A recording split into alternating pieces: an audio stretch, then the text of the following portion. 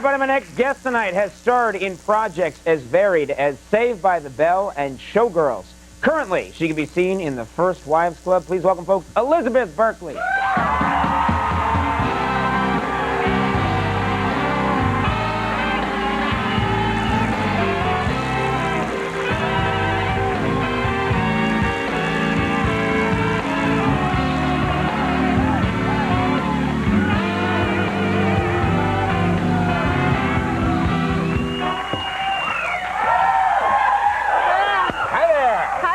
I didn't know you were that tall. I mean, I knew you were tall, but you're tall. Yeah, I know. I was excited to finally meet you because I wanted to see our height. You know? Yes, yes. Those things are crucial. Yes, we'd make a fine couple. Yes.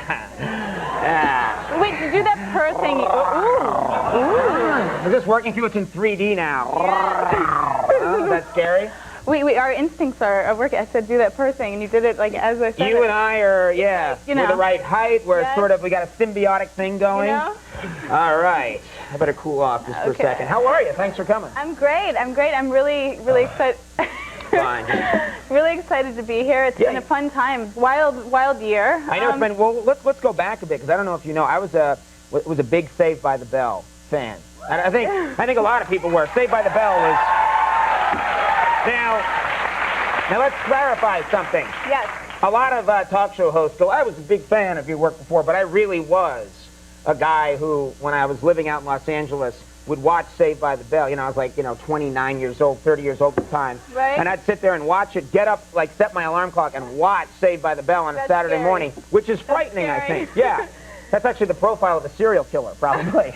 I don't want to get into it, but anyway, I was a big fan of the show, and I actually mentioned it somewhere in an interview. When I first got the job, they said something like, what do you want to do? And I said, I want to meet Jesse from Saved by the Bell, like to some reporter, being a wise guy. Right. And somebody, I don't know if it was you or not, sent me a Jesse doll. I did. Yeah. I did. I never heard from you, but I didn't know it was really you. I didn't want to feel like a jerk and then contact you and say, see, this is like one of those. Been sweet, but I'm glad we finally got to, Because it really was you. Yeah, I just thought, you know what, I'll send him a doll. We have these dolls from the show, each one of us. So I figured, I'll send it to Conan. We have Conan and Andy dolls, but no one's buying them. We don't know what the hell's going on. No. Well, you pull the string and it goes, my next guest. And we don't know what happened. The heads on all mine melted somehow in the warehouse. Well, they were made of a white chocolate. Yeah, but anyway, that's another story. Well, no, I'm glad you enjoyed the show. Well, now I feel bad that I didn't. Well, are you guys ever going to? Well, are you ever going to do a reunion show? No.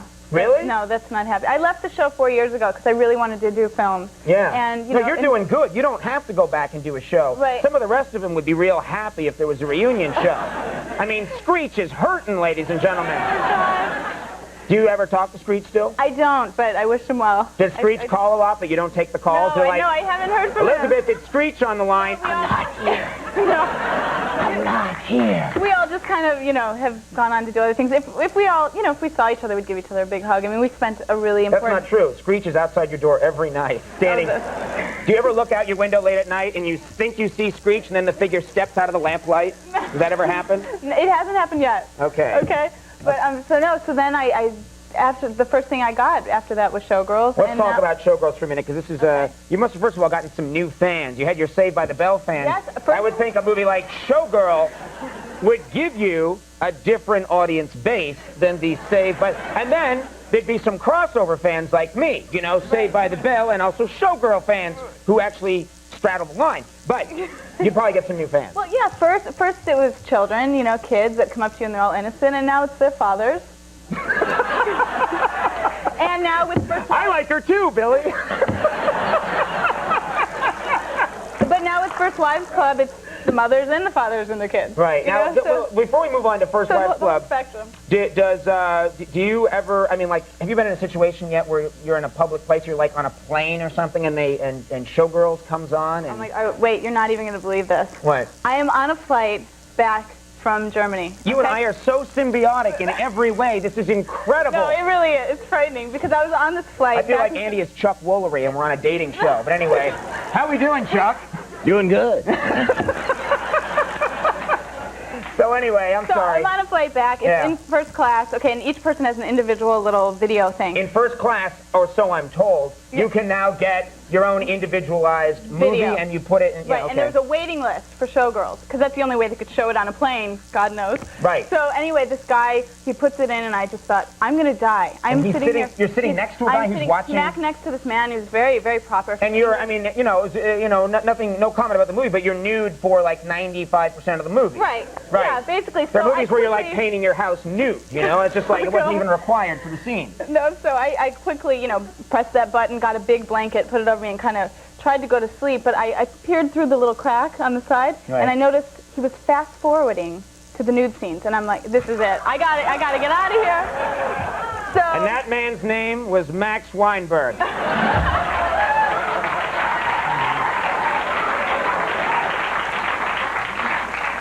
Max did that drum roll so quickly because he knew it was him.